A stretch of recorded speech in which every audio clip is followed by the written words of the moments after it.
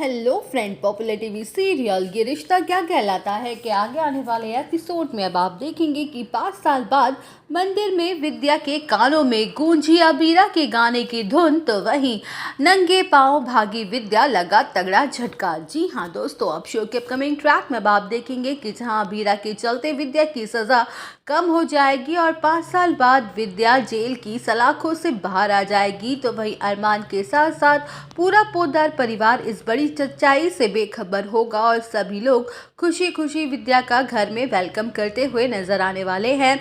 जहां विद्या 5 साल बाद भी सदमे में ही जी रही है, उसका गिल्ट हर रोज उसे अंदर ही अंदर खाए जा रहा है कि उसकी वजह से उसके बेटे और बहू का रिश्ता टूट गया और वो दोनों हमेशा के लिए अलग हो गए। तो वहीं अरमान अपनी माँ को वापस घर तो ले आता है, जहां पर दादी साहब जोरों शोरों से विद्या का वेलकम करती हैं, उसकी आरती उतारती हैं। जहां दादी साहब विद्या से बात करने की कोशिश करती है, लेकिन विद्या चुप ही रहती है और किसी से कोई बात नहीं करती और अपने कमरे में चली जाती है। वेल, शो के अपकमिंग ट्रैक में अब आप देखेंगे कि जहां विद्या की हालत देखकर दादी साहब काफ़ी ज़्यादा दुखी हो जाती हैं और कहते हुए नजर आने वाली है कि हम जानते हैं विद्या पर क्या गुजर रही है।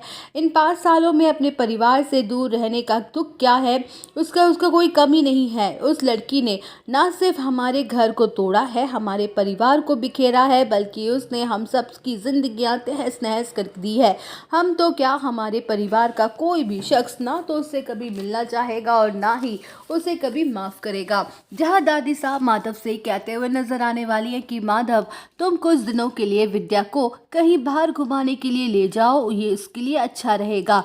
तो वहीं विद्या माधव के साथ मनाली चली जाती है। वेल, शो के अपकमिंग ट्रैक में आप देखेंगे कि जहां मनाली पहुंचते ही बीच रास्ते में अचानक से उनकी गाड़ी खराब हो जाती है, तो वहीं माधव विद्या से कहते हुए नजर आने वाला है कि विद्या, तुम पास की एक चाय की टपरी पर मेरा इंतजार करना, मैं अभी मैकेनिक को बुलाकर लेकर आता हूँ। जहाँ विद्या गुमसुम सी बैठी होगी कि तभी उसके कानों में एक आवाज आएगी, जिसे सुनकर विद्या की रूह ही कांप उठेगी, क्योंकि वो गाना कोई और नहीं बल्कि वही गाना होने वाला है जो अबीरा अक्सर गाया करती थी अपनी माँ की तरह।